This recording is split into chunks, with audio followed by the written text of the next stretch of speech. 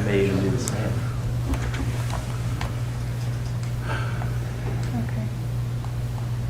Well, are you, I suppose you guys are all ready? We're ready. Are we, We're ready. we're ready with live streaming too? And I'll call to order a meeting of the Grand Marais Library Board of Trustees. I have 5:02 on my clock. And it's November 17th, 2021. We have absent Sue and Michael, but we have Mike Roth here too as a guest, so welcome. Thanks, Dave. I don't know if everyone is familiar with Mike Roth, City Administrator. But pretty good guy, huh? We did some quick introductions. Well, so I'm behind the times. I wouldn't say that. Oh, what would you say? You live in the woods. Okay.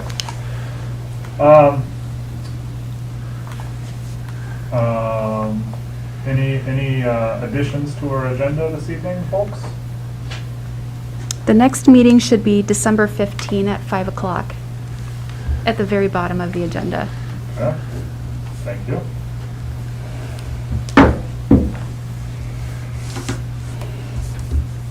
With that, I would entertain a motion for the consent agenda as amended with that change. So moved. Thank you, Kevin. We have a motion. Is there support?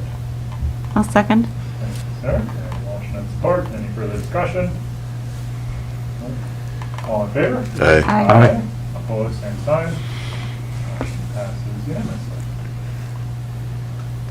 Open meeting law training. Hey, fun. Is this your part? I think so. Who's heard of the open meeting law? Ooh. Yep. Most everyone? Yeah. Who's received training on it before? Ooh. Okay, good. Well, I borrowed this lovely slide presentation, and we're going to go through it quickly.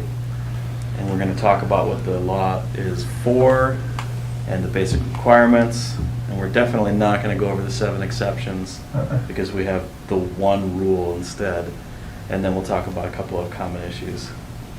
Sound good? Yep. All Okay. right. We'll just scroll down quickly. So, I mean, the purpose is pretty basic, right? This is a public board, and public boards subject to the open meeting law are designed to do business that the public is interested in, and we want the public to be able to see how we do that, so they can be informed about what we're talking about, so they know the decisions that you're making, the reasoning behind it. Basically, everything that you do in this setting is something that we want to have done in a fishbowl where everyone gets to watch. And there's some negative things on there too, which I won't spend a lot of time on because we won't bother with any of that stuff, like improper influence or things like that. It doesn't happen here. But we also want the public to have access to the meetings so that they can tell you what they think and potentially help you make decisions. It's pretty simple stuff of the why. So now maybe a little bit about the how. What does it require? Advance notice, and the meetings are open. It's really as simple as that. We'll get into some of the details of how we do those things now. What is a meeting? Before we talk about anything else, we better know what's a meeting, and maybe more importantly, what's not a meeting. A quorum is a meeting, first of all. So if one of you didn't show up tonight, we can all have a lovely chat, but it's not a public meeting that's subject to the open meeting law requirements. If it's of a public body governed by the law, and the law does indeed govern library boards, and really any appointed board of the city or the county is covered by this. School boards are covered by this. The public body then discusses, decides, or receives information, so you don't have to be necessarily doing a meeting where you're making decisions. You can just be receiving information, but if you're in a quorum, it's still a meeting, as long as that information is related to, well, in your case, the library. So, let's take a look at the next. The city council, obviously, this is the most important, or this county board body that's governed by this, because those are elected officials. But other public bodies, including this one, but it's something as mundane as a fire relief association, you wouldn't think about, oh, is that a public board? Yeah, if it is doing this public business, it is. Now here's the tricky one. Committees, subcommittees, departments or commissions of a public body. So that's clearly where the library board is included in this law, but also where the library board's finance committee and the library board's personnel committee and any other regular standing committees that you have that are doing the business of the library are also governed by this law. Yes, penalties. Sadly, you are all personally criminally liable for following this law. And you are, staff is not. So if there are penalties for breaking the open meeting law, it would be the board members themselves that are subject to them. Now, you have to be knowingly violating the law before penalties are going to occur, but we just want to avoid any sort of missteps when it comes to the law, and we won't have to get to the penalty part of it. We can't cover your fines if you end up getting fined for this. That's actually something that you just have to have yourself. But it's not going to happen, so we won't worry about it. Moving on. So there's a few different kinds of meetings. You have regular meetings. This is a regular meeting. We provide notice of regular meetings by having a schedule at, well, either the location the meetings are held or a location where we just say this is where we're going to post regular meetings. For us, all of the city's board's regular meetings are posted in the lobby of City Hall. So an annual calendar just says, here are all the regular meetings of the library board. You have a calendar, a schedule that you keep. When you deviate from that calendar, that is no longer a regular meeting. But that's okay. We can provide notice for those too. But we call them a special meeting. So they're a different time or a different place than we posted the regular meeting calendar. Really, the only difference between the regular and the special meeting is there's some limitations on what you can do during a special meeting. You have to post the agenda to a special meeting, and you have to not deviate from the agenda for a special meeting. So, whereas at a regular meeting, you can really just take up whatever business you want to take up. A special meeting, you can't, because the public didn't have the same level of access to know when, where that meeting was going on. Easy enough to do. This is a 3-day notice. This is the kind of the typical what's required for noticing any public meeting. And there are some exceptions to the 3-day notice, but there aren't any exceptions to the 3-day notice that I think will ever apply to the library board. So I just can't imagine an emergency where we would actually need to use the true authority of the library board to respond to it. There are other ways that we'll be able to do that. I don't think you have anyone who's asked to be notified of library board meetings, but the public has a right to be notified. If they want, they can just tell us at City Hall or somebody at the courthouse, I would like to be notified of these meetings whenever they happen, and then we have to send them agendas for those meetings specifically, and then if we have any special meetings, we would send them a notice of that. So let's move down to a question. School board, they closed the meeting to discuss its superintendent's performance. The closed meeting took place a half hour before the regular meeting time. Proper notice of the regular meeting was provided. Was notice of the special meeting required? So you don't have to answer that question. I'm going to answer it for you. Okay. Always. Yes, of course it is. Because it's not a part of the regular meeting. The regular meeting, you say, our meetings start at 5 o'clock. Well, if you meet at 4:45, that's not part of the regular meeting. So that requires special notice if you're going to do that. Let's head on down to the next.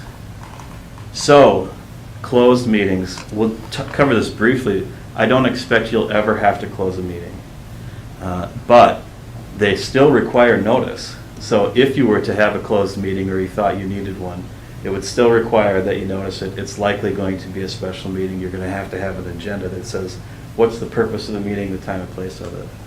So, moving on down. A couple of common issues. And just take me down to one more slide. This is a tricky one that people often ask. Okay, so 4 of you just randomly show up at the Empty Bowls program and sit at the same table. What's going on here? It certainly is a quorum, so is it a meeting is the question. And it's not if you don't discuss official business. So, it's a small town. We don't have a lot of people here, much less a lot of places. You're going to run into each other at the grocery store. You're going to run into each other at social gatherings. That's okay. It's not a violation. Just be careful, because you have this in common. You're likely to want to talk about this, but resist that.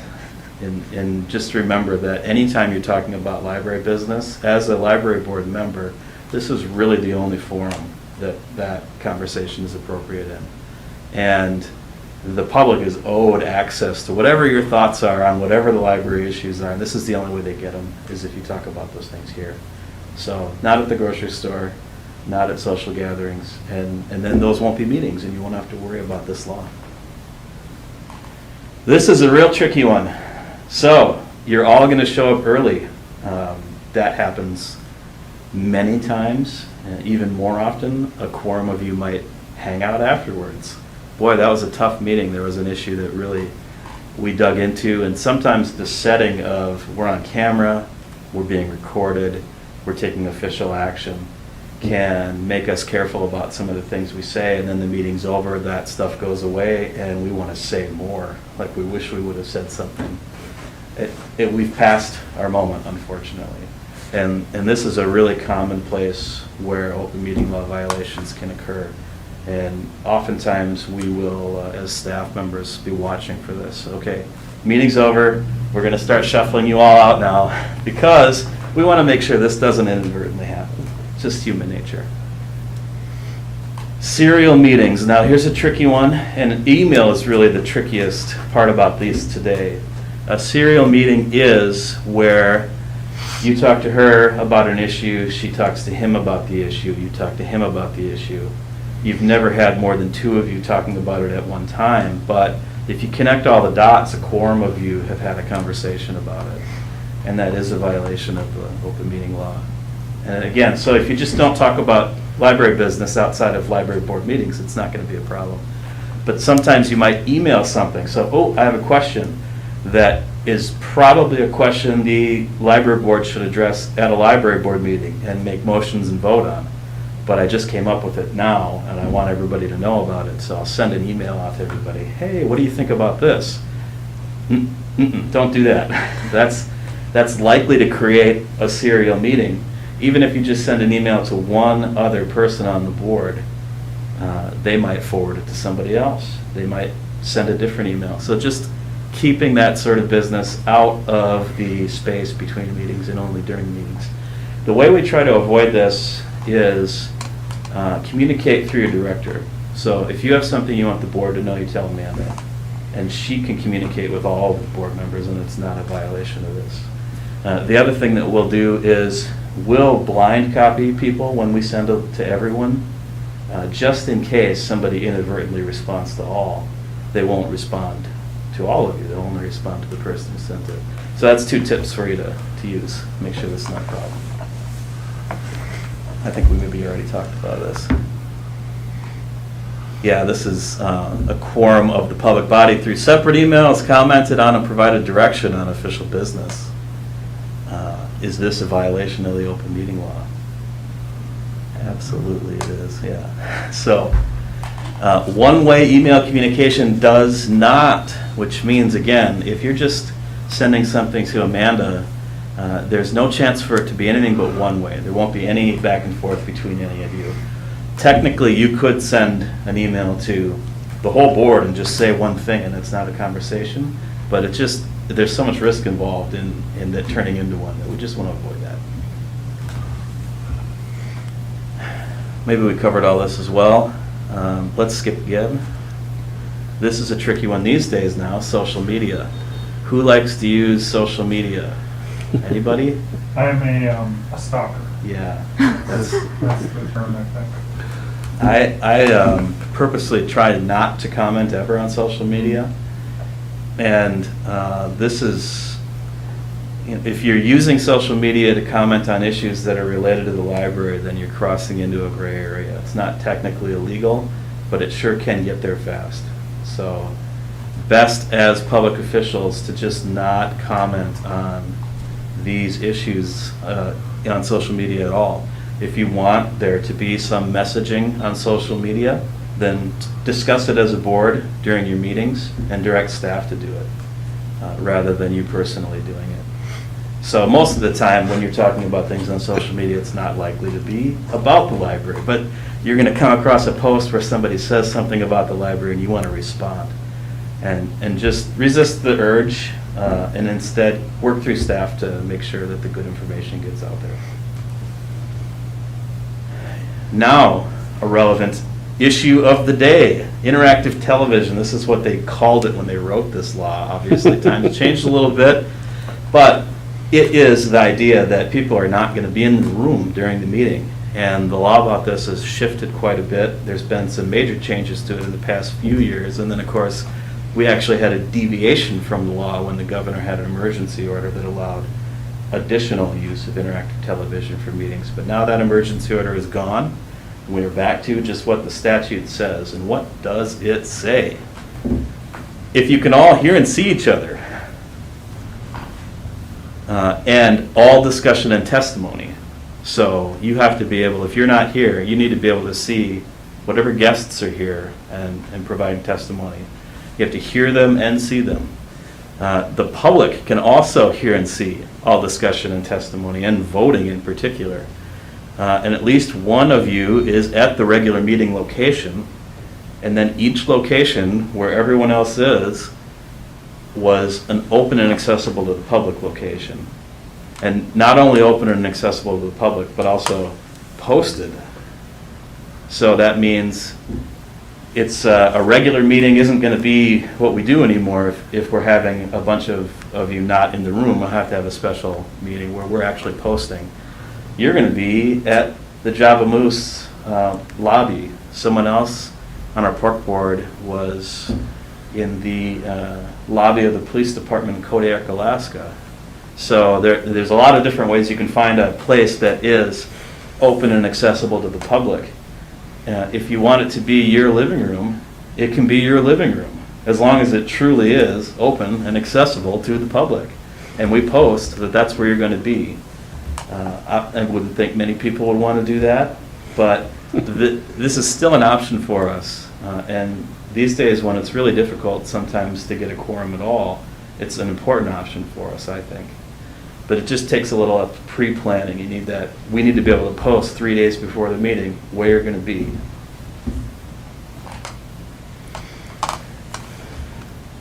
So, they called it Skype back in the day. There's so many different tools now. This council members in Florida participated in a meeting projected on a large screen television. The Florida meeting room is open to the public. 4 other people were at the regular meeting location. Does that comply? It sure can. Yeah, it sure can. So, I mean, the other tip would be they would have had to post that meeting location where that person was present 3 days beforehand, so that folks actually had an opportunity. Let's keep going. That's it. Oh, good, we're all done. So, the one rule, which I told you, we didn't go over the 7 exceptions because you will never have an exception to the open meeting law on the library board. If there's any of the things that would occur that would be an exception, for any of our boards, our general rule is this. Only the city attorney says, yes, that's an exception. So if you think a meeting needs to be closed, talk to Amanda, and she'll talk to me, and we'll talk to the city attorney. And the city attorney then provides, first of all, the statutory authority. They'll say, this is the place in the statute where this meeting can be closed. They also provide a script for the leader of the meeting to use to make sure all the steps are followed. I really just don't see that being relevant to the library board. So some of the more common reasons you might close a meeting are employment issues. And although there are a lot of employees that work in the library, you really don't have to deal with the types of issues that you might want to close a meeting for. And perhaps the one exception to that is the thing you're going to talk about next. So when you're providing the performance evaluation for your director, we'll have to talk about whether or not that is an open or closed meeting. I expect it will be open and we'll just provide that feedback to her, but it's something that we'll be talking to, I'll talk to Amanda about, and we'll make sure it's handled appropriately. So, does everyone feel prepared to continue on this journey and not have any issues with the open meeting law? Any questions about any of that stuff? Nope. Well, yes, I do, as a matter of fact. I've had some alternative training, I guess. Yeah. And I think I'd like to talk a little bit more about the committees. Okay. My understanding is that the ultimate authority is with the board as a whole. When we have these subcommittees, they are doing work for the board, but it is less than a quorum. And so could be closed and not, or, doesn't need to be posted. Yeah. And doesn't need to be recorded. But then when we discuss the subcommittee work with the full board, clearly that needs to be posted and recorded. But the slides seem to indicate something different. I think they do. So, in my opinion, oftentimes the purpose of creating a committee like that is to avoid complying with the open meeting law. Oh, So let's think about just well, that's, why we would not want the public to be present at your finance committee when you're talking about putting the budget together. I can't think of a reason. well, I don't think that's the intention at all. I think the intention is more for efficiency and streamlining. And then when we bring it to the whole board, there can be plenty more discussion for the whole public to see. But Has that been your experience that that's how it happens? yes, Because it's definitely not been my experience. Like, that is a couple of hours of discussion, putting the budget together, and a very brief conversation where very little changes are made to it when it gets to official board level. oh, I see what you're saying. So, Well, the public just missed the actual work. They missed what happened. Well- And if it's the job of the board to create that budget, which if you're creating a committee to do it, you're saying it is the job of the board, then I would recommend have the whole board do it. And do it in a public meeting. And if you want efficiency to be more important than the open meeting law, well, then have staff do it. And then we'll bring it to the whole board. Yeah, I certainly want to respect the letter of the law, and I certainly don't want to hide anything, but I would say logistically and practically, there's certainly advantages to having committee work done and not having it recorded necessarily. What are some of those advantages?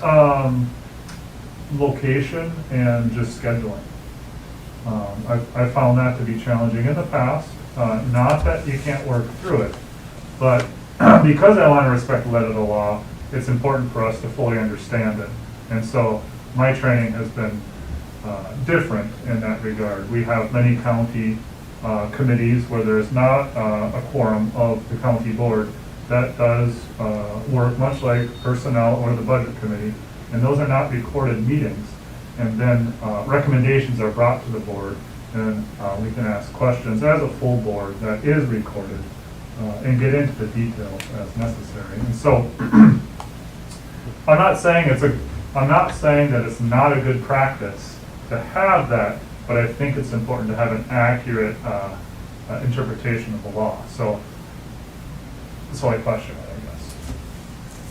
Well, board, do you want a more official finding from a city attorney with some details about why it is a violation of the open meeting law to have a regular standing committee that discusses official board business that's not posted as a regular or special meeting?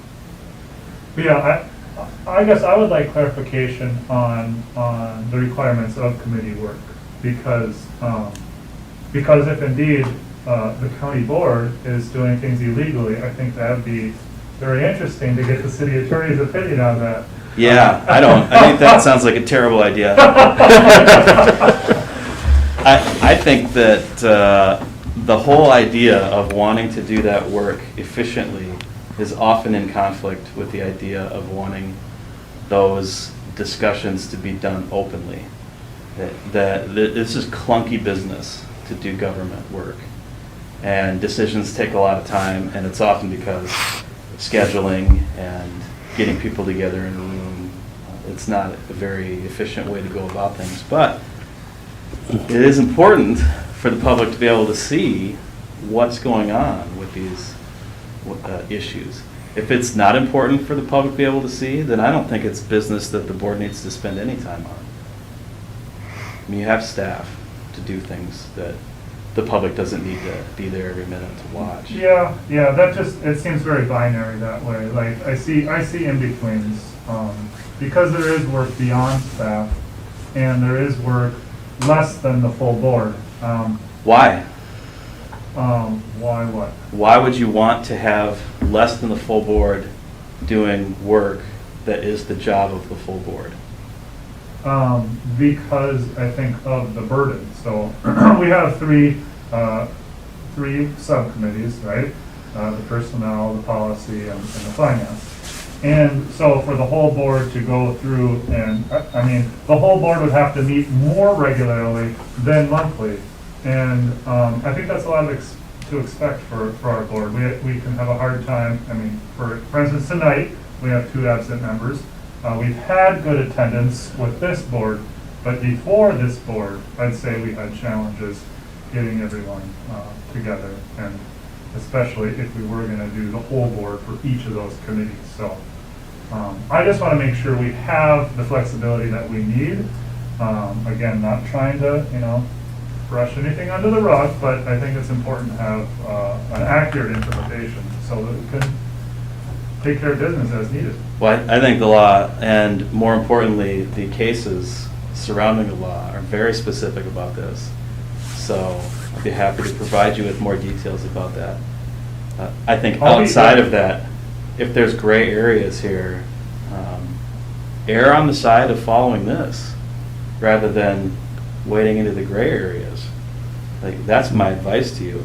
Yeah. And if there's too much work for the resources that you have available, an option is do less. I mean, you don't have to spend as much time on policies as you do if you don't have the time to spend on them, right? Yeah. You don't have to spend as much time working on personnel or finance issues. That stick to the things that are the most important things. I just think it's a disservice to the board members that don't get to sit in the room when the finance committee is talking about the budget. And maybe they don't want to, right? There's definitely a nice feature of having committees is you get to focus on the things that you're interested in. Mm-hmm. But you all have a responsibility as board members to act as a board and make these decisions. And I really think that when we split ourselves up and do 80% of the effort without everyone in the room, then we've taken that responsibility away from the other people in an unfair way, even if they didn't want it. It's very interesting.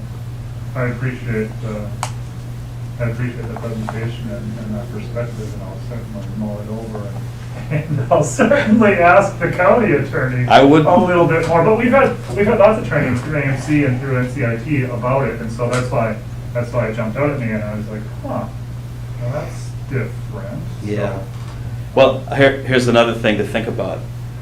Of city boards, this is the only one that has any subcommittees. This culture is the one that was created here at the library board. And the way that you've decided to organize yourselves, and it wasn't you four, right? Right. It was people that were in these positions at some point that decided to organize themselves this way. Yeah. And decided that this was the workload, and that this is the things that we're going to spend time talking about. Yeah. And that we need a committee to talk about policies at all, Yep. was something that the library board decided was important to them. Yeah. It doesn't have to be. It's up to you to decide. Yeah, that's a great point. Like, So- we don't need subcommittees necessarily. We could just all do it. We have a small number, and if we have a quorum, that's great, so. Yeah, I guess that's a But- very fair point to question, Just, just the yeah. structure of it. Yeah. But if we did decide as a board that there was value for the committees, would that mean that if a committee was meeting, that it would have to have a quorum, and it would have to have the president at each of those subcommittees of the If board? let's say your committee is 2 board members, then the requirement is that when they meet as that committee, that they provide notice and Okay. access to the public. So if you want to have 2 or 3 people be a finance committee and spend some time on the budget, come on down. Room's available. Okay, We'll record it. We'll set it up. Chances are, no one will want to watch it, but what if they do? You know, we'll make sure they have that opportunity. all right, that's clear. Still think it's goofy, so. That's okay. Yeah. There was another question I had too. Receiving information. Yes. So, according to the slide, if the whole board receives information, that's the same. That is also a quorum. Did I see that slide right? It was one Yeah. of the, yeah.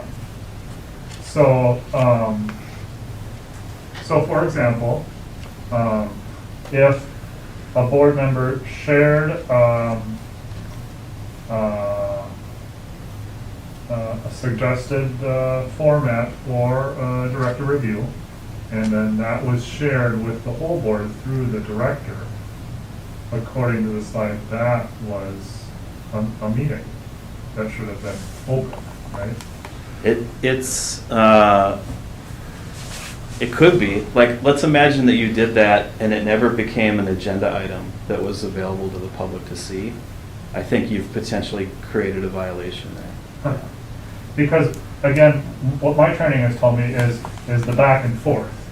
Like, if there was one loudmouth that wore a plaid coat and a brown wool hat that blasted emails out to board members, all of them, that alone is not, they're receiving that information, and that alone is not an open meeting violation. It's just if the reply all hit, that is when the violation happens. That's clearly when the violation happens. Yeah. And I think when we're talking about email, the receiving information is a little trickier. Okay. But if you just think about the spirit, like the purpose of the law again, Yep, you've all received the same information, the public didn't have access to it. sure. You come to a meeting armed with that information to have a conversation about something and make decisions, but no one else knows what you're talking about because they didn't receive the same information or have any opportunity to. Yep. So as long as they do have opportunity to, and when you're talking about it, everyone else that may be interested in the issue has the same opportunity to Sure. see that information. Yep,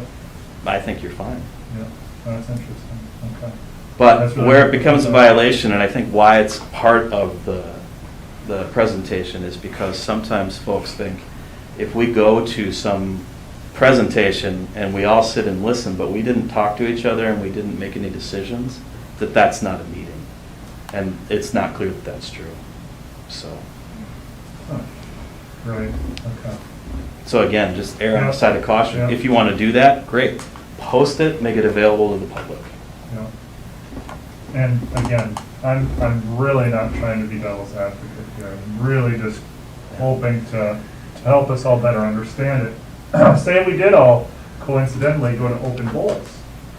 And at open bowls, there was someone got up and gave a speech about the importance of the library or anything like that. Then that could very well be an open meeting violation because. It could. Yeah. Yeah, Because and- of that reception of information. you know, when something like that occurs, I think it would be difficult for anyone to actually say that you violated Sure. the law. Yeah, well, And certainly not willfully, because you didn't go there with any intent to receive information. yeah, yeah. So I guess I wouldn't worry too much about that sort of random, other people are Yeah. putting it on you, but if it's an event that you planned and you intended to receive that information, Okay, clearly, just yeah. err on the side of caution. Yeah. Post it, make it open to the public. Thank you. Great, well, thanks for all the work you're doing. Well, where are you going? You're not gonna stick around? Nope. Have a good night. Thank you, Mike. Thank you, Mike. Well, now I have really good food for thought, Yeah. as if I didn't have enough. You know? Can there ever be enough?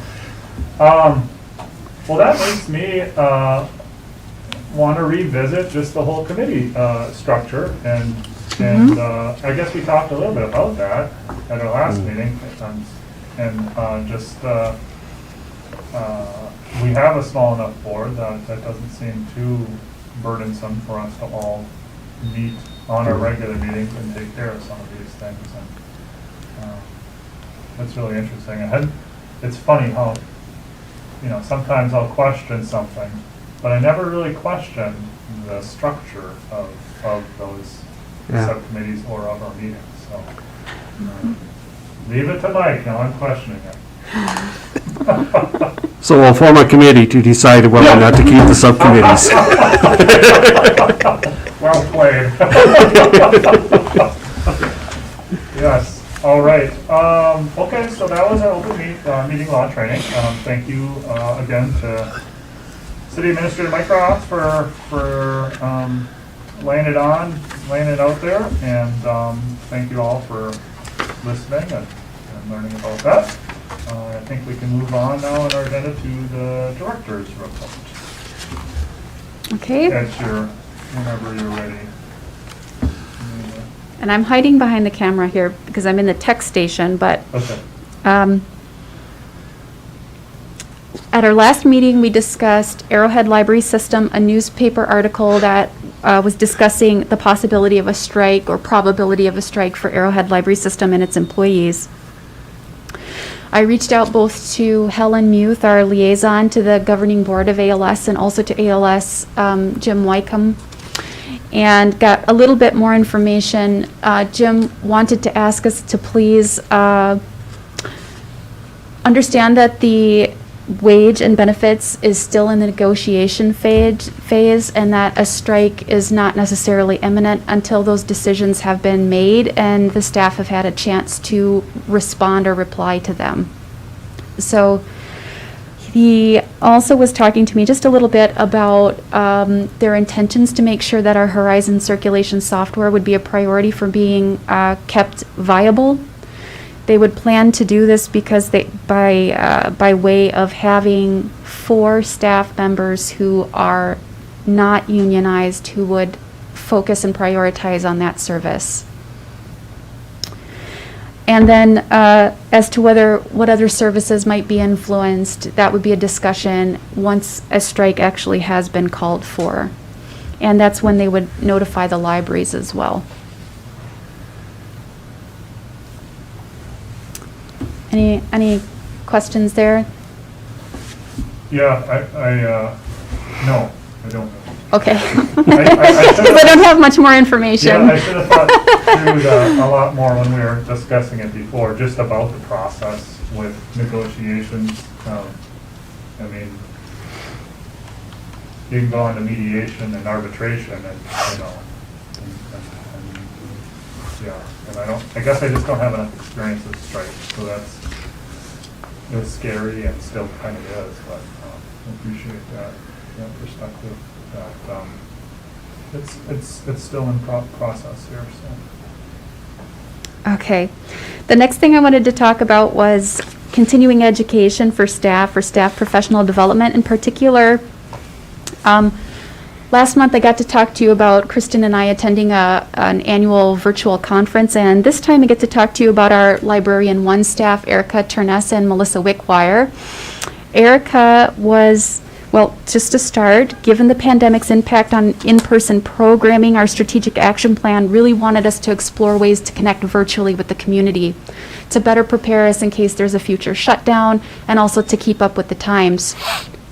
And one of the things that we were hoping to do is some sort of a virtual story time or virtual Facebook post or something where we're just really trying out technology, trying out our voices, and seeing what kind of reach we can get. And, you know, it can be kind of tricky and hard and overwhelming a little bit to start something brand new for the first time. And so we sent Erica to Grand Rapids Area Library this month to learn how they've been producing their virtual storytime programs. She was able to look at the technology that they purchased, how they're producing, kind of, you know, the concerns that have come up for them. Liability concerns can come up around, if that's the correct word, around copyright law with reading children's storybooks. The pandemic has had many publishers making exceptions for their materials to be read, but that's a very serious concern. And now we know more about that. Erica also got to tour just a few of the libraries that were en route from here to there. And in doing that, she was able to see how other youth services programs are running, what kind of different types of collections the libraries have, and also some of the unique items that they might have or their ways of doing service. So, for example, our library has a set of AWE computer stations, which are like a touch screen for children to start learning how to interact with a computer. But our AWE machines really do need to be replaced. Aside from not working very well and being difficult to navigate, if you've ever had that experience where you put your headphones on and forget and get up and run away and knock the computer over, that's happened enough times that our jacks are loose, and we just really need to reconsider what the community needs for helping children enter the realm of digital technology. So on Erica's adventure, she talked about a really cool little kiosk that has 4 iPads around it and how another library was using that for youths in their community. Just to kind of give an example of like the fresh ideas that she might be getting for us. Melissa is our cataloger, and she helps us a lot with weeding the collection or doing other technical services work, like hands on the books sorts of things. And she attended a day-long Minitex Tech Services Symposium. And the theme of that was Good Trouble, Activism and Ethics in Technical Services. She was really able to dive into some issues like how we might decolonize the catalog. So for example, what terminology we used 20 or 40 or 50 years ago to catalog a book or classify a book may no longer be appropriate, and there might be new terms that are culturally sensitive. So that's one of the workshops that she had available to attend. Another one is that in libraries, we're really focusing very hard on making sure that we're elevating marginalized voices through collection development and promotion of our materials, but sometimes we forget how we speak to one another really matters as well. So trying to transfer and translate some of what we're trying to do for the public to how we treat one another in an inclusive way was another aspect of her training.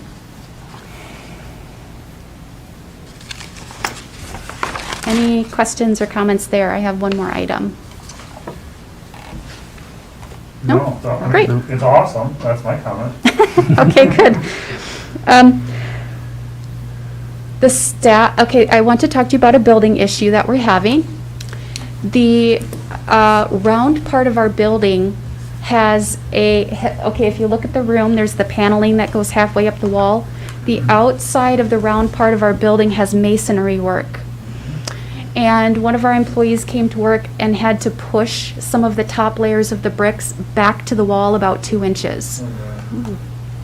So I was working with maintenance to try to see what we can do to repair that, and they think that we're not going to be able to do that internally, and we'll probably need to work with a mason. I'm learning, I think a mason, and probably from Duluth.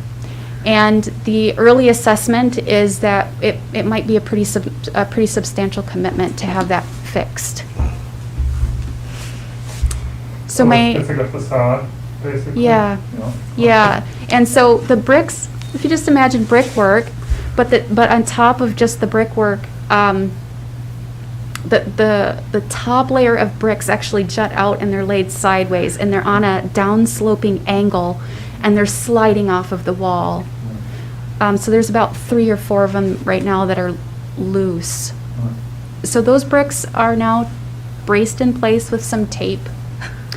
And I'm supposed to be getting some phone numbers for masons in Duluth and then going from there. And I'm not sure if we'll be able to get that repaired before winter comes, but Do we know the cause? I don't. Mortar, I guess mortar between the bricks has worn away and that's causing them to be loose.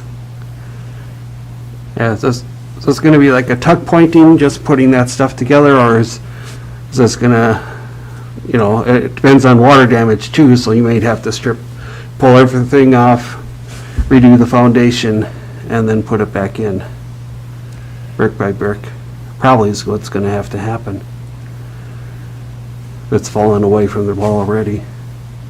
That's what maintenance suggested would be the case. Yeah, I'm wondering if the water is coming from the top, or if it's coming from this back, or, you know.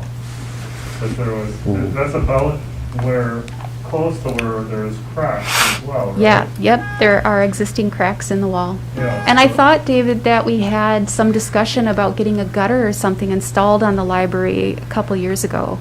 Yeah. So I remember a trustee coming over to look at that part of the building. That would probably help a lot. Huh.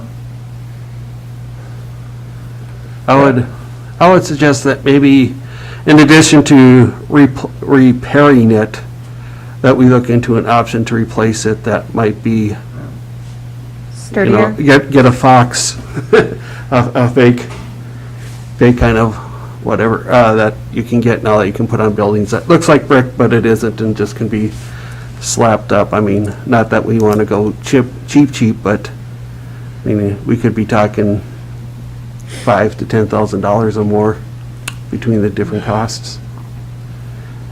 Yeah. The Congregational Church a few years ago spent over $100,000 to fix the roof and to repoint and retuck all of the rocks that we have. Spent a lot of money. Yeah. It's something that's not cheap.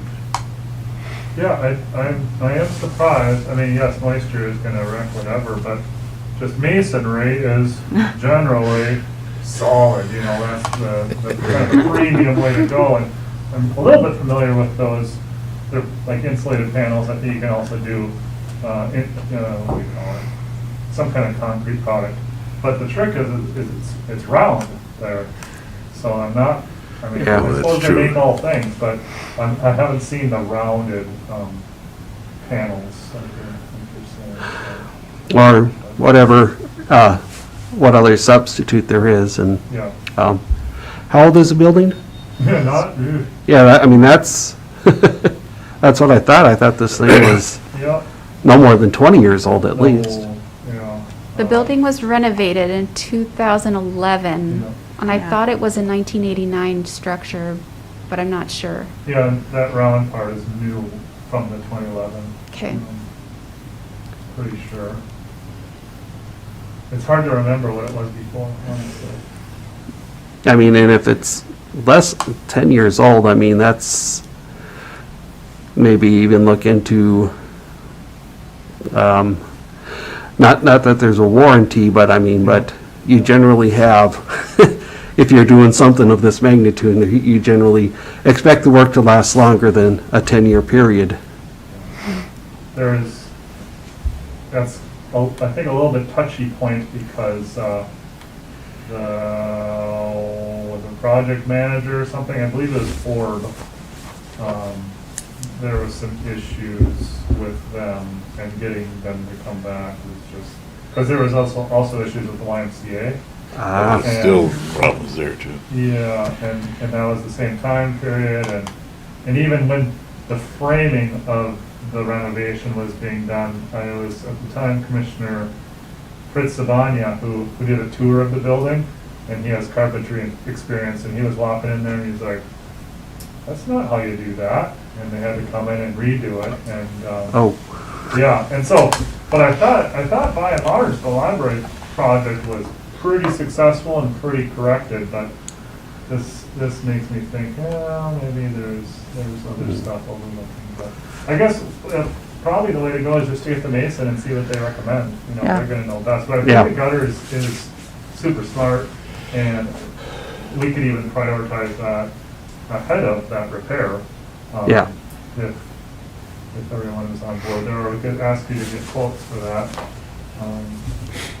I recently saw something on CBS talking about the fires in California, and the city recommending that all the gutters be taken off the buildings because the gutters catch flammable leaves, branches, and fires can go from the top of one house to the top of the other house. Oh, And people all thought that was a good idea, and when they went to vote for it, they wouldn't vote for it. Because they just keep going the way we're going, and of course, that means they're gonna burn down again. Metal roof situation there too, or is, I mean, that's gotta be a factor, but. It's gotta be a factor, so I'm wondering about my own gutters. Because I'm, 25 feet from a large stand of trees, and Oh, okay, it goes way to the west. sure. Well, yeah, weighing our risk from fire or water. Right now, we're seeing I'm assuming, there's an assumption that it's water damage that we're dealing with Yeah. the brick. And I think we've kind of had some of that on the north side of the building. There were some water issues. So I think it'd be worth at least looking into that gutter, but I don't know.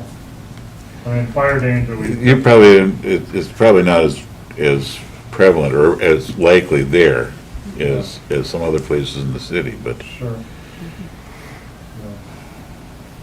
Well, and I know Jerry Starr does seamless gutters locally, and also, that's probably the tree I'd bark at first, for the gutter side of things. And as far as masons are concerned, I don't know, is this something maintenance? We would farm out to maintenance and then they would find people, or, I mean, in the past, I think the director has talked about projects inside the building. I just don't know if it's different for outside the building. Well, what I'm waiting on right now is to get recommendations for masons in Duluth from maintenance. Okay. that'd be city maintenance, right? That Yeah. Yeah. they- Not, there's no crew just for the library. Okay. Yeah. But there are local masons too. I just know everyone's super busy, you know, and that's maybe what maintenance is saying, you know. But the county has had real good luck with four-star construction. There's a gentleman in town that works for Four-Star, and there's been good work done with them, both at the recycle center and the YMCA recently. So they would come recommended from the county maintenance department. And would they be able to look at mason work and gutters? Is that? I don't know about gutters, but I think they've got a lot of skills, you know. I think they can even do electrical work, so I think they do it all, but I don't know for sure. But that's probably worth looking into, but, yeah.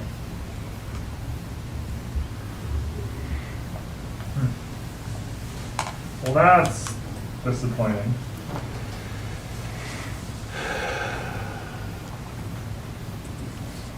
Oh, we can't have it all.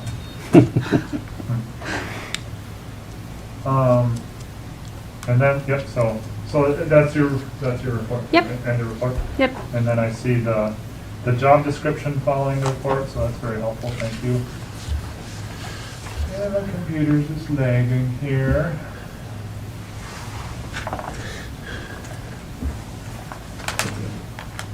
being patient.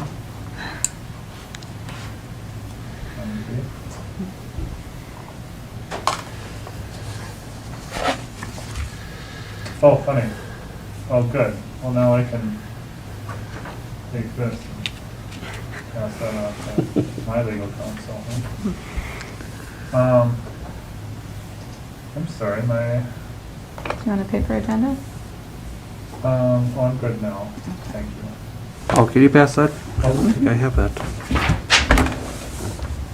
But that brings us to our, well, only other thing I just wanted to say is I'm really excited about the staff development opportunities. So thank you for you know, acting in those directions. That's really great, and I think, you know, it just means a lot to staff to be able to have opportunities to grow and to learn, and I want to support that as any way we can. So I'm really happy to hear about those opportunities happening. That moves us on to committee reports, and there's no reports from any of them. And of course, in our personnel committee, though, we're talking about the director review, and I guess it's also been called performance evaluation, or we have here performance appraisal. I haven't had an opportunity to look through NOs, but thank you for passing that on. And I did look through Sarah's recommendation or submission and appreciate that as well. Should we go through these right now and talk about them and just the differences and similarities, or what do you all think? I think we should. Yeah. Since we're the. And did you create this? I did not. I modified this from something that I have used in the past. Okay. I'm not that HR savvy. Yeah. I don't want to assume anything. Thank you. And Enno, did you create this? Did you? I threw some stuff together, Okay. yeah. Yeah. This was really good. I liked this, I know.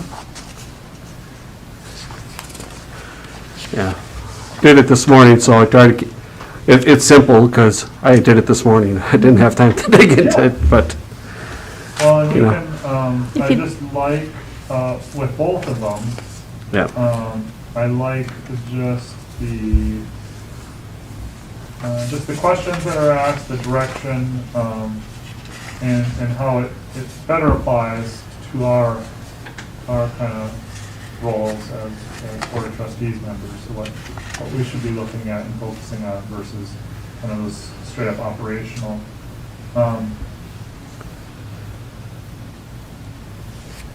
And, yeah, looks like there's some measurable things there.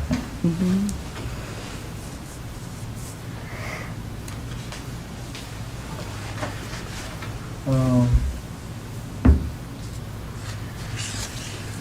I can also project either of these for the public to see if you want to choose one and talk about it or not. Yeah, so let's start,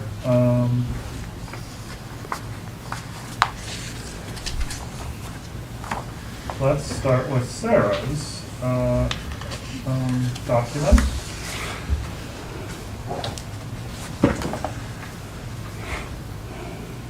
And,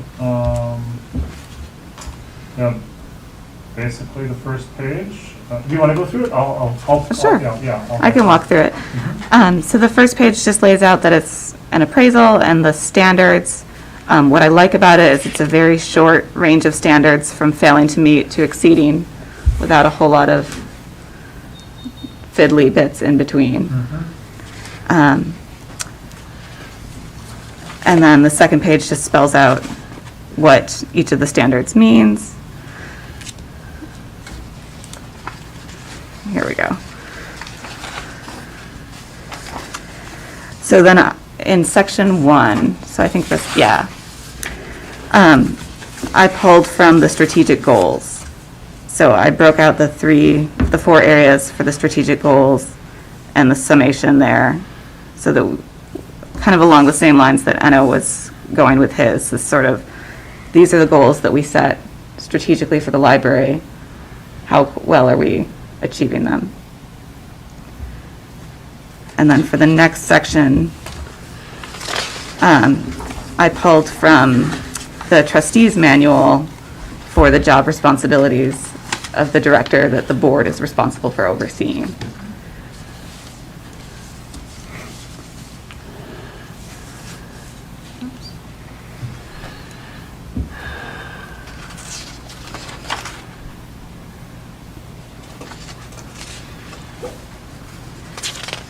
Just And then looking at score it, this, right? And then you Sorry. score. just looking at this template, I feel that the scoring thing, the rating 3210 thing that we have on the side Uh-huh. would be make this a very effective tool for sharing out to the whole board and compiling results that if you have a personnel committee, that they would be able to take that data and compile it pretty easily. Uh-huh.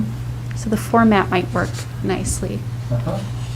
It's very simple and easy to use, very straightforward. I'm not as big a fan of numerical scoring, but I think it would be very straightforward. I like Yeah. that. I like that.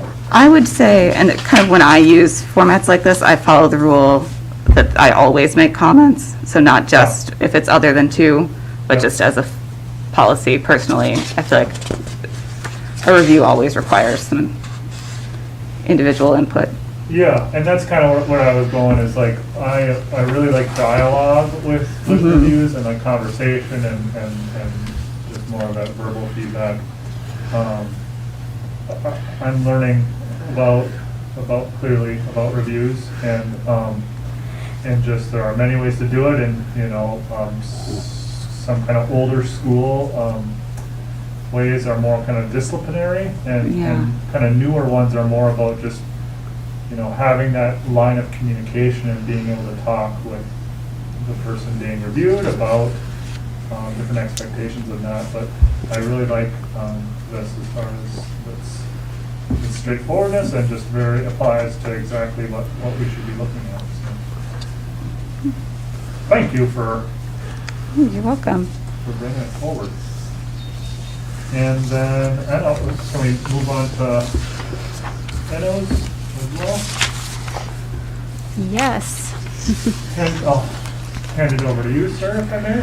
Yeah, I just went to our, I looked at our current one.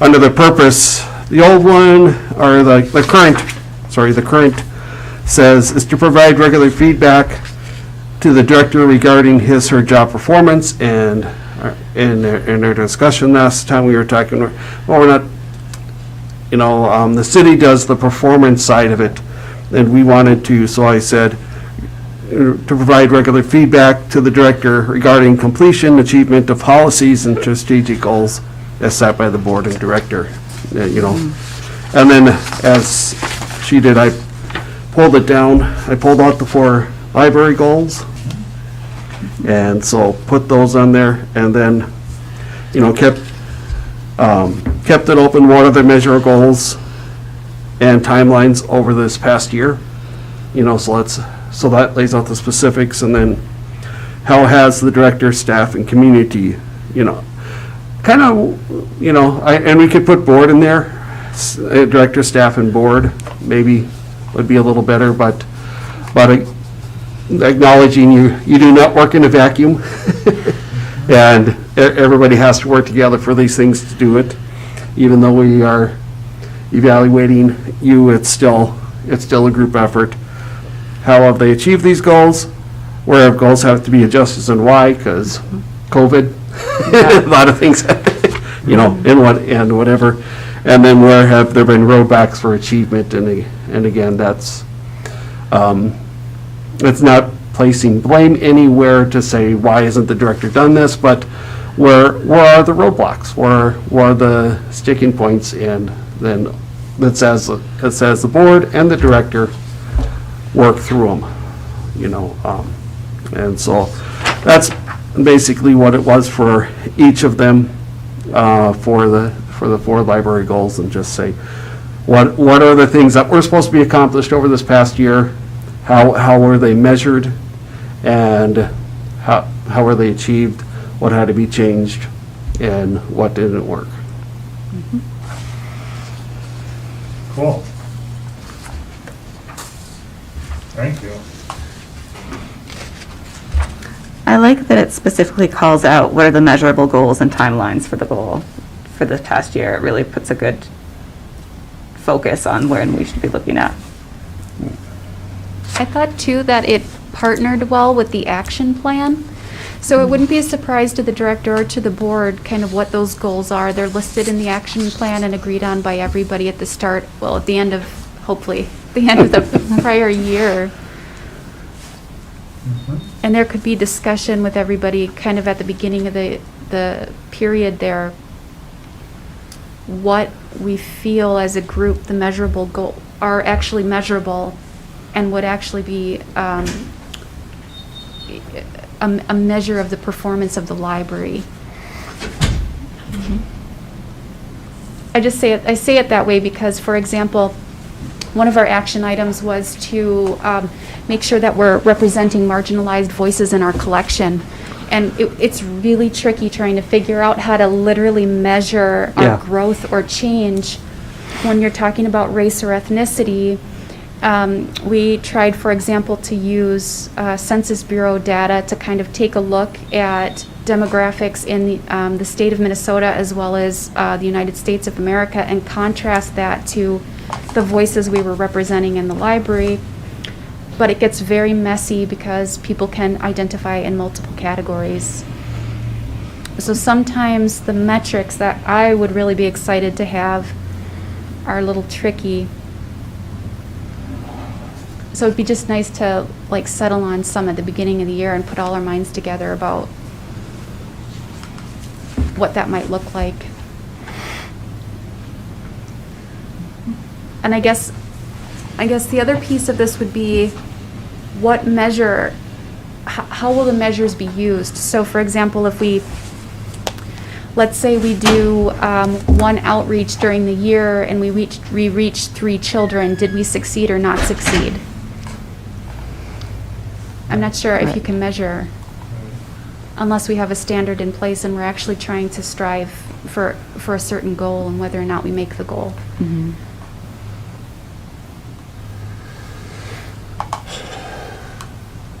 Yeah, we want to set SMART goals, right? Right. The acronym. Yeah. I hope I'm not digressing too far, but this did teach me something also about, like, looking through the appraisal forms really taught me something about the strategic goals and how they're written. They're all written that the community is going to change. And I really don't have any control over whether they're changing, but I do have control about the perception of the library. For example, I was like, man, how would I change this to make it actually measurable in a performance appraisal? I thought, well, it would have to be that the community won't just have increased knowledge of the utilization of library resources. The library will proactively stretch to find new avenues to make sure that we're promoting and marketing our materials so that the community has knowledge and utilization of the resources. In other words, we're going to try to be less invisible. We're try to be more visible further out in the community. And then we're actually measuring the library's performance rather than trying to guess whether the community is increasing knowledge or not and whether it's specifically because of a program that we offered. And I just thought all 4 of the goals were kind of written that way.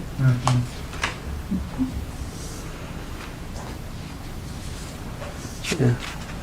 So for our part as the board, if I'm just to take a step back for a moment, we do not hire and fire the director. That's not in our realm to do so, or decide how much of a raise she's going to get, or he, if that, So our job is to further the mission, further the goals, further further that. So yeah, it's so having redoing the goals instead of saying, having a broad, we're going to impact the community saying, okay, we're going to go put stickers on all the gas pumps in the community saying, come by, I mean, that's, or, whatever. As we said, it's measurable goals that, okay, I mean, in our database, we probably have, Circulation. circulation, okay. Over the next year, we're going to increase so that right now, 75% of the people who are using it live in Grand Marais. Next year, we want to reduce that to 60%. So that means that, not that the overall number is going to increase, but more people outside of the city of Grand Marais, the town of Grand Marais, is using it. Kind of those measurable goals. Yeah, like you would want to intentionally change or increase something and measure it over time And I to don't- see the improvement.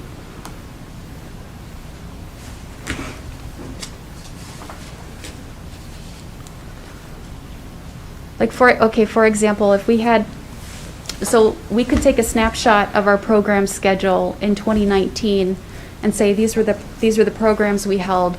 Then we could say, but were any of those individuals speaking from the perspective of a marginalized voice, a marginalized community? Were they specifically trying to address specific audiences in our community? What balance what balance did we have in place for the content? Were we focused strictly on arts and culture? Or have we expanded to really making a huge part of the library's service to the community, speaking about advancing social justice issues, equity, inclusion, diversity, and things like that? Like, are we trying to become the spot that's most known in Cook County for upholding those tenets? And then what would that look like? I've been working with these goals for 4 or 5 years now, and I'm only just now going, oh, you know what? Like this could work better if.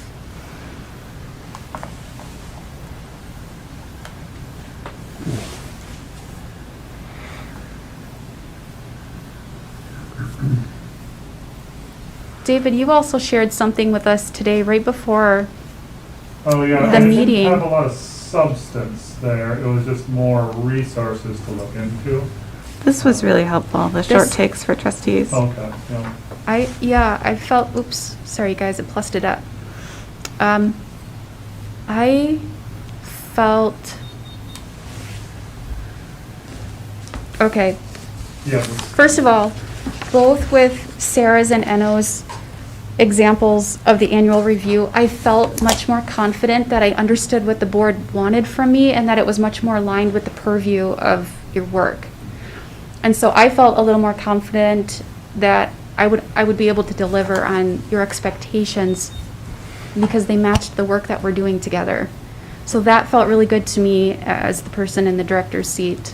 And we wanted at our last meeting to make sure that the feedback that I was getting was actually helping me advance the library. And so I think that's working.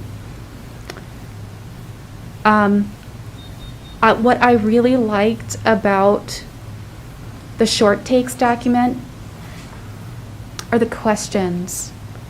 So if you look at the strategic plan, are efforts ongoing? Is the entire staff engaged? What outcomes are evident from the work of the staff? What specific goals have been accomplished? And I feel like these are very specific and would be a good measure of our effectiveness in a way that specific measurable outcomes may be a little confusing or difficult to pin down sometimes, for example, the diversity issues where I was trying to show that really, but it's difficult.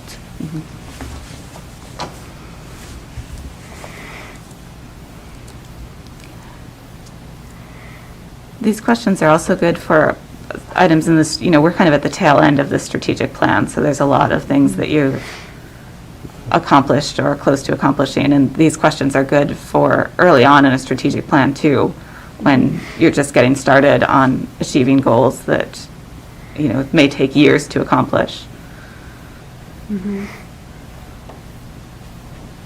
And Eno was talking about the community relations piece, and I thought they also had a facilities management piece that I thought were decent.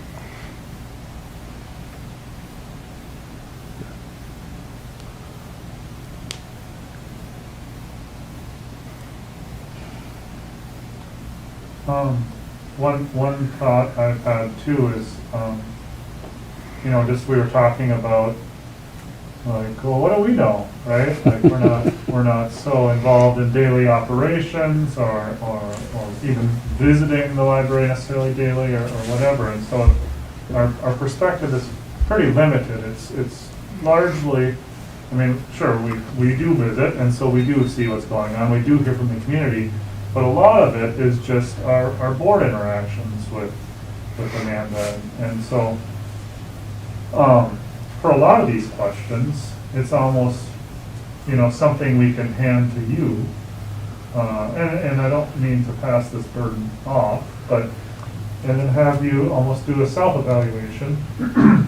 And then we can discuss that as a group with you, just about how well you're saying. And I'm not saying this is all we should do, but it can be a part of this process too, just to kind of get self-reflection as well as maybe getting our feedback and making sure that we're seeing eye to eye and aligning everything too. And I don't know if that's just an assumption that others may have had would happen anyways, but it was just something that kind of was going through my mind. I was like, oh, that's another way of doing it. Or I'm open to that.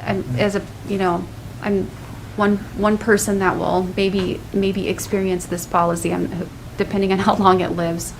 I'm definitely open to that. I think it's good to get some feedback from the director, and I think the director is going to have the clearest sense of some of the answers to those questions. I'm sorry, I just lost the page I wanted to go back to.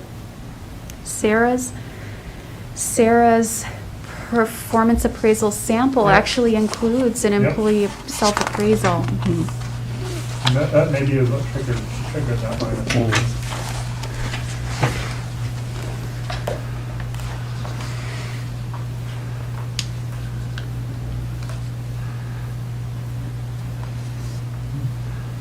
It's pretty open there. Yes. Which could be easier or more difficult, depending on personality. It could refer this person back to the rest, like the same things that you're going to look at. Go through sections 1 and 2 and provide some reflections on how well you've performed this year. And where, I think if it refers to the same things that you're going to be addressing, then that might create the better conversation, even if it's open-ended.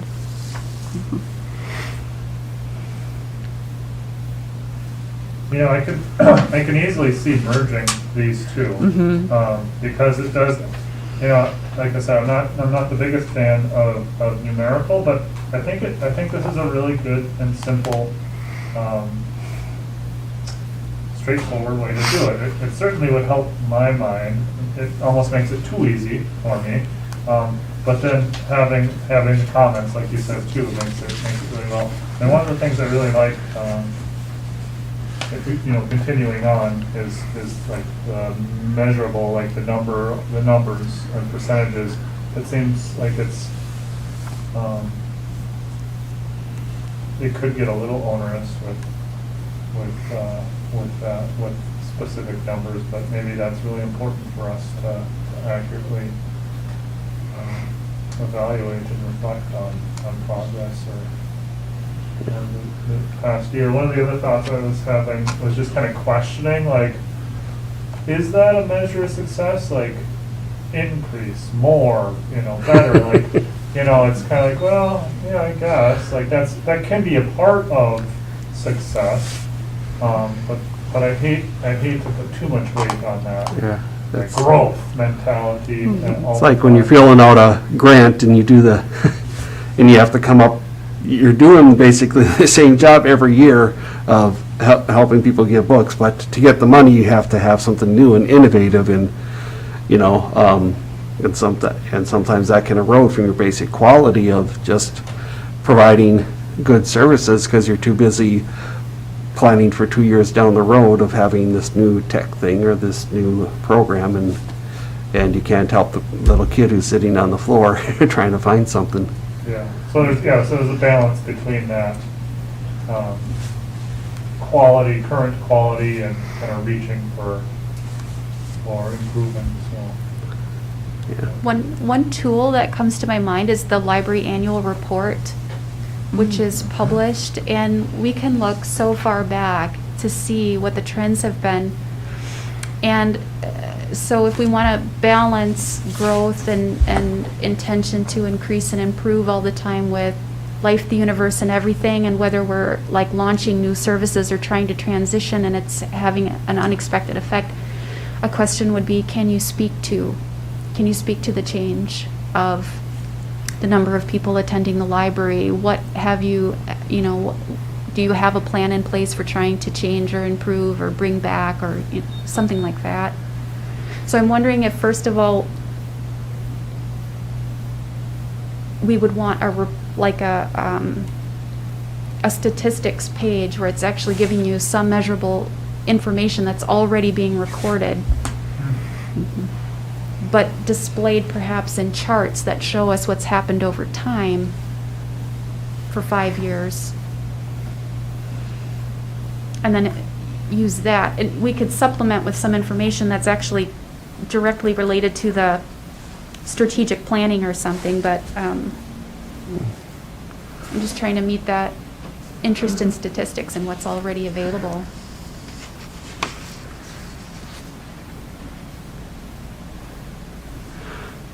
And to further complicate things, as we said, we don't want to replicate and have you go through twice what you're doing with the city.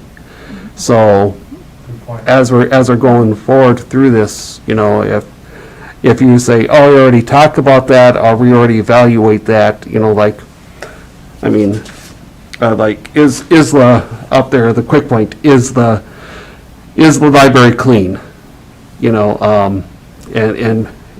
Is it dirty or clean? I think that would be something that you would work out with the city if the city's getting a lot of City Hall's getting a lot of complaints that I walked in and there's dirt on the floor and the toilets are overflowing. That's probably not our purview to go in and try to fix it. That would be city and your supervisor through that rather than us. So, just want to keep those things so she doesn't have to write a report for us and then turn around and write a different report even though for the same things.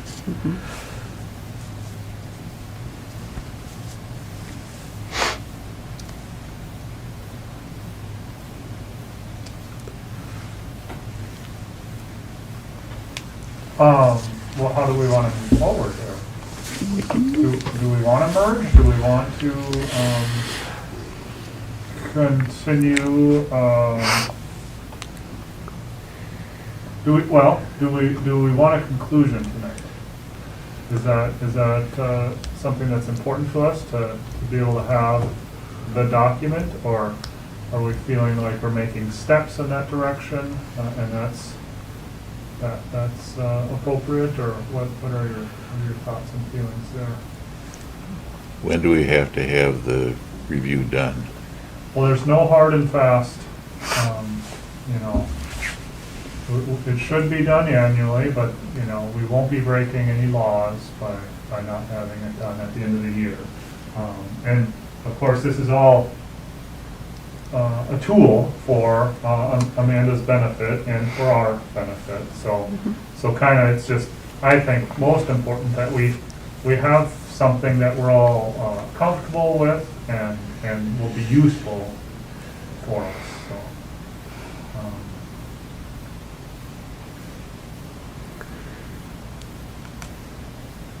I would be happy to try and put some of Enno's content into my format.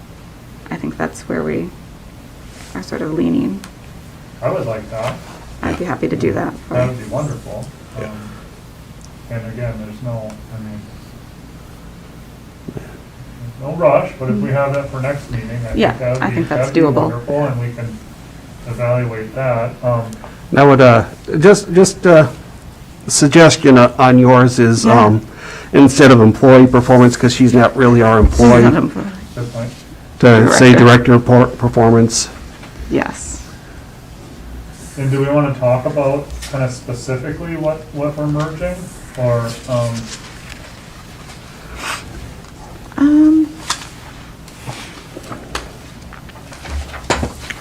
or is it more of just that, kind of that dialogue part of it? more of that dialogue part of it, I think. Because mine were pretty short. Uh-huh, And I like the way that Enno spells out the goals a little more clearly with the A and B and everything underneath them. No, I like that a lot too. Yeah. But I'd also love to hear from Michael and Sue on this Yep. as well. So I think Good point, getting another round and having it ready for next meeting for their input would be great. good point.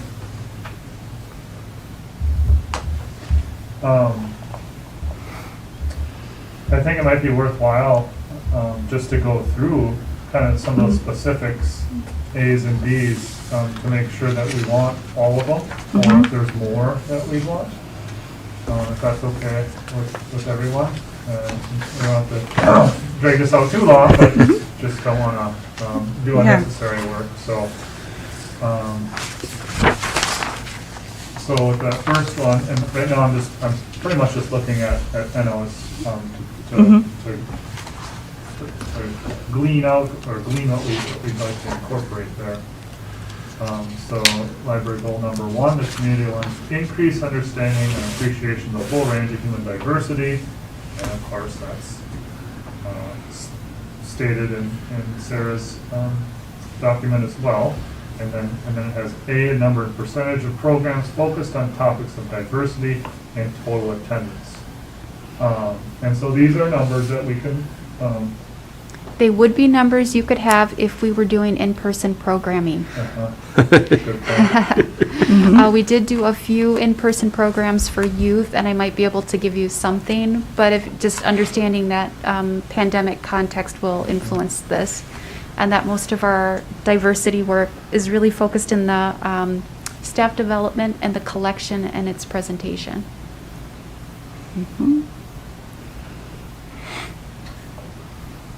But yeah, COVID aside, I think it's, We do have a couple programs that we can speak to. yeah. And I think that's immeasurable, right? Mhm. And that would be, I think, informative for us.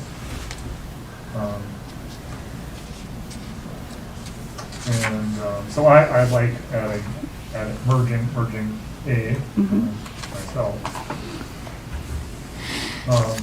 And B, survey of program participants asking whether they gain greater understanding and/or appreciation of an aspect of human diversity. This seems very difficult to be able to collect from participants, maybe not always.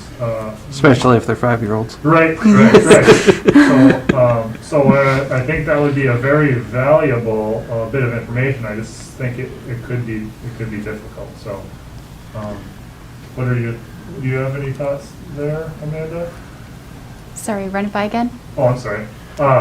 So with survey of program participants, this is 1B, asking whether they gain greater understanding and/or appreciation of the aspect of human diversity.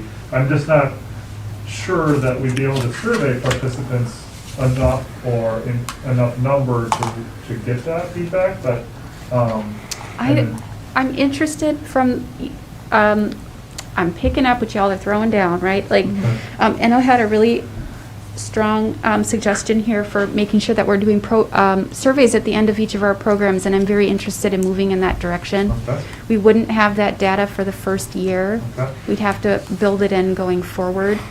And you may get some response, and you may not. Yeah. You may get yes and no's, and then we may get some anecdotes that allow us to really tell the story of how certain things have impacted different attendees. I think sometimes just being there in person and hearing people comment is really the most powerful. Yeah. Yeah. Well, I guess what I'm wondering is just if we'd be able to incorporate that into this evaluation or review, like, I guess. Probably not this one. This I year's, mean, yeah. Pass it this year? Yeah. Yeah, I just meant in general even, like, it might, I think it could be difficult. We could have comments included, but then it's a harder thing to quantitatively evaluate, but I think it's still worthwhile. It's just, I want to try to be consistent, and my fear is that it just won't be consistent. It'll, sometimes we get responses, sometimes we won't, and so it's hard to really gauge that, but it won't hurt, I suppose, if we can get that information, great. If not, so be it. I wonder if I could refer us back to the action plan again, Okay? to get a sense of what we were proactively trying to accomplish during the year, Yeah. and see if that gives us any more clues about what we might ask Okay. as a measure. Yeah.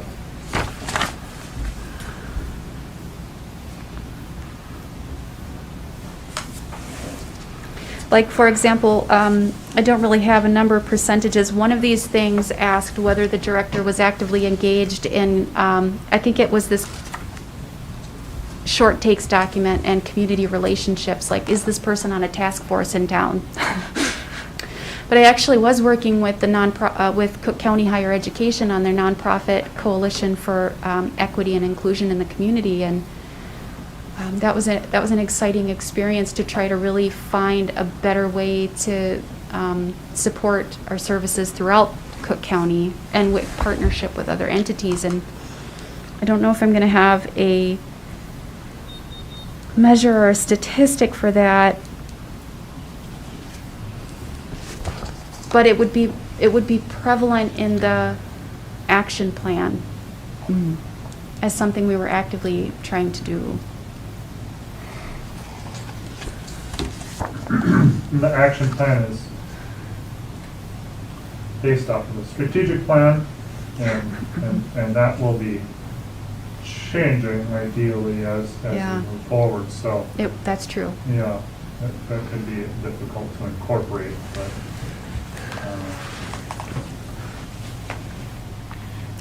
I guess could be this might be generic. kind of why I was coming back to this document, the Yeah. short takes document, where let me be specific.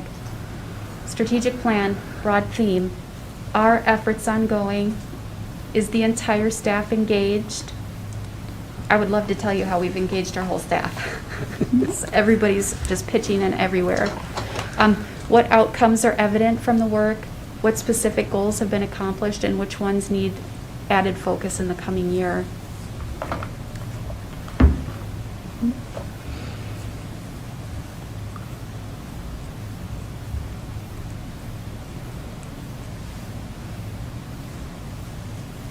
yeah, if we keep it,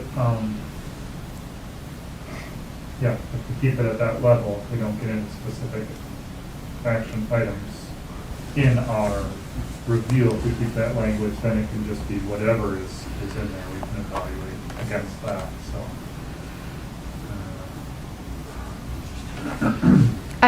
Something I'd really love to do, and I haven't been able to get it up and running yet, is to have like a year-end report of like all the amazing stories that we have or the things that we've done, or it's a report that can be released to the community and available for people to pick up at the library or on our website or through our Facebook or anything like that. Is that a better avenue for some of the ABCs that we have?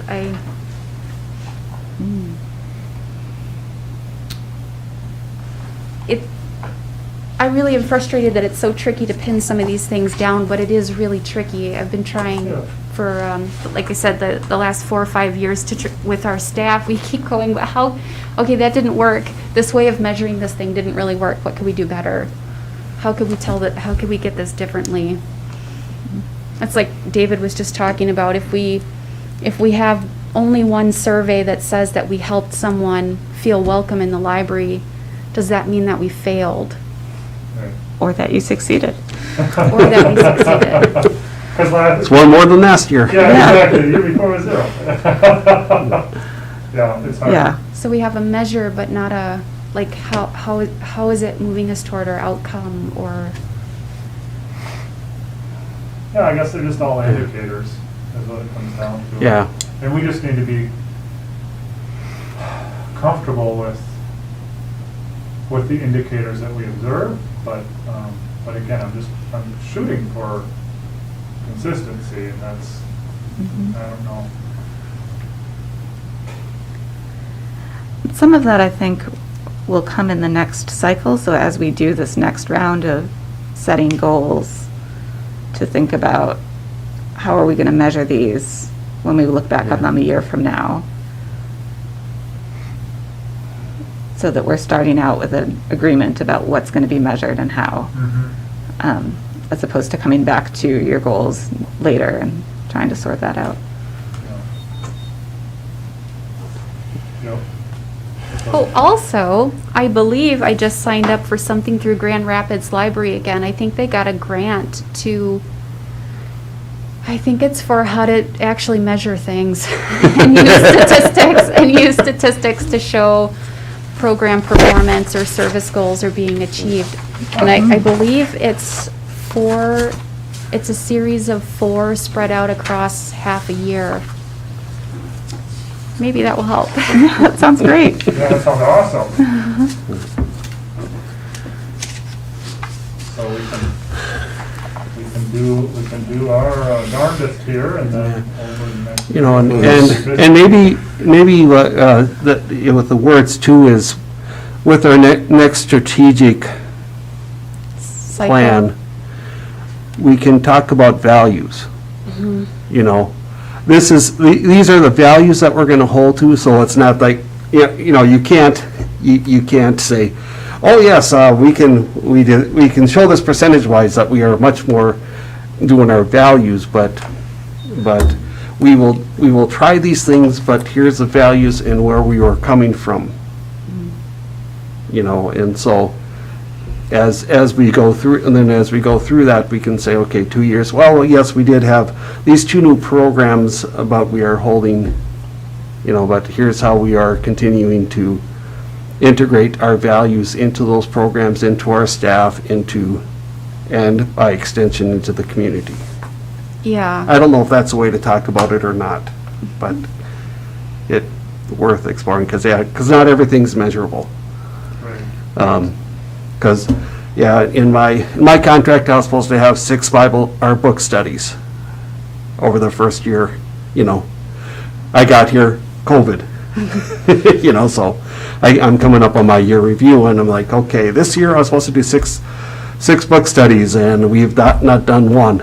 You know, so it's like, okay, am I a bad pastor because we haven't done it, or as everything else, you know? But as far as I know, things are pretty well, and people are pretty happy with what I'm doing, and we are holding to our values even while we're not be able to do some of the programs we can do.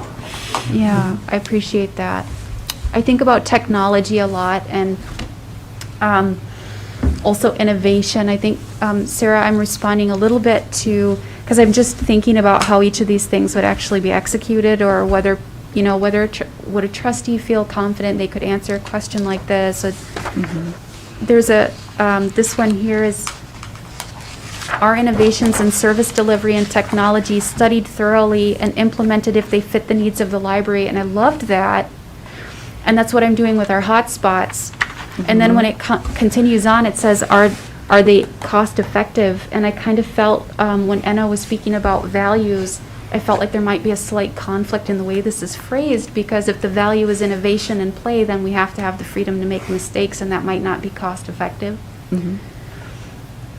But I love that idea of doing values statements. And I think it circles back to the conversation we had with Deborah Caldwell Stone about if you want the library to have a voice in social justice and to be able to make certain curation decisions in the library, then you need to specify what your values are and what you're trying to achieve so that there's transparency for the people of why you might be rejecting certain titles or selecting something in its place.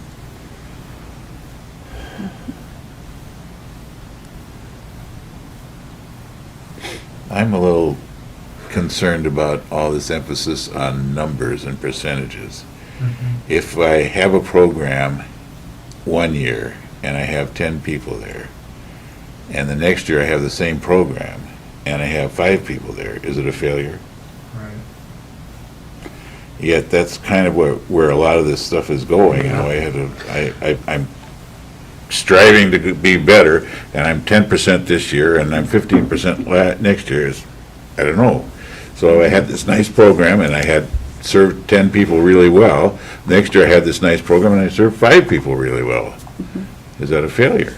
I don't think so, but if we're emphasizing numbers and percentages, how do you deal with that then? I don't know. Yeah, I appreciate that. And I'm thinking about COVID in particular and what that has shown us about, I'm getting tired, how that has affected attendance in the library, and does that mean we're doing a worse job? We're actually holding to some values about safety for the public. And, I just had another thought and it went right back out. COVID and kind of how, here's a sensitive point, at least in my heart. When I first arrived to the library, we were a 5-star library. We're past tense. And we held that title for 10 or 11 years.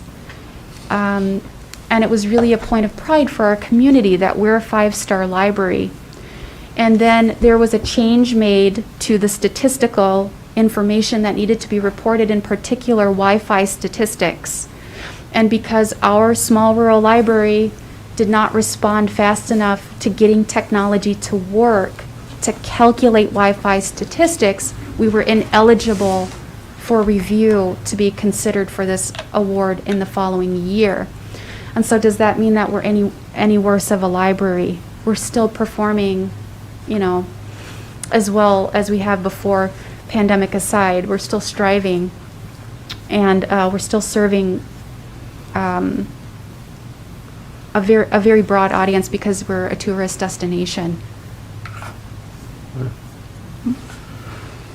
I have a meeting that I'm supposed to be leaving at 7 o'clock, so I'm going to have to leave in the next couple minutes. Okay. I don't know if that breaks our quorum or not, or what.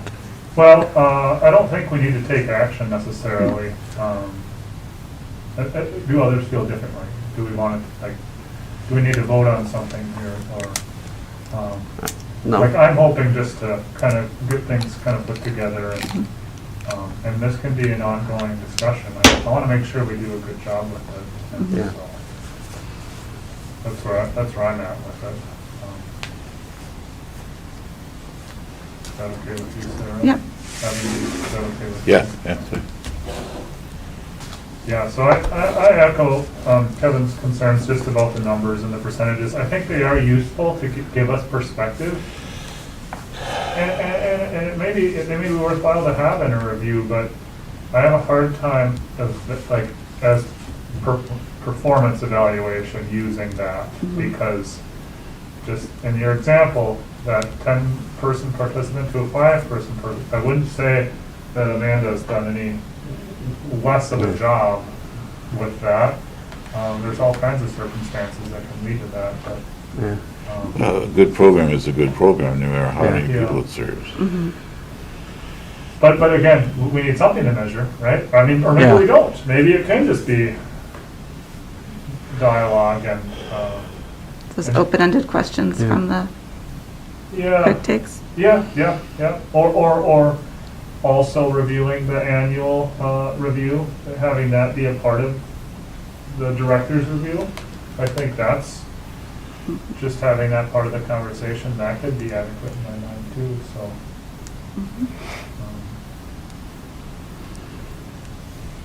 So maybe we won't, I mean, maybe I'll leave it in your hands, sir, to see how we. See what we I don't have to can- get through this whole, I mean, it's not that long, but we don't have to go through all these items. But we can leave it to you to merge as you will, and Yeah. then we can go over that again next time. I can pull out the sections that I think we need to discuss. Yeah. And, yeah, the one, that did catch my eye before, just that cost-effective thing, on yours too. That I was like, oh, yeah, I don't know how much of a priority that is.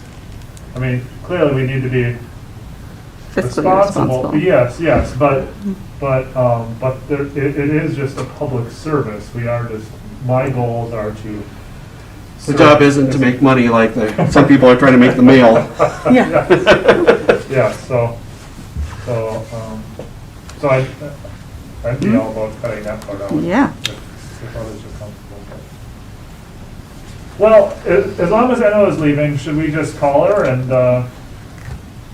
call it, for the evening and revisit again? Yes. Okay. So, flying through the agenda, we can, I mean, we did jump, or I did jump us down to this policy portion beyond the, Well, the only other thing there is that fund statement. committee reports, yeah. So we have the fund statement, which is included in our folder. And we did jump down to that new business. And then again, just, the next library board meeting is December 15th. And so Sarah, if you're able to get this to me by December 8th, it would be able to go into the packet the next day. Perfect. Thank you. Thank you. Thank you very much for working on, and putting this together and working on that. It's very helpful. Okay. Adjourned?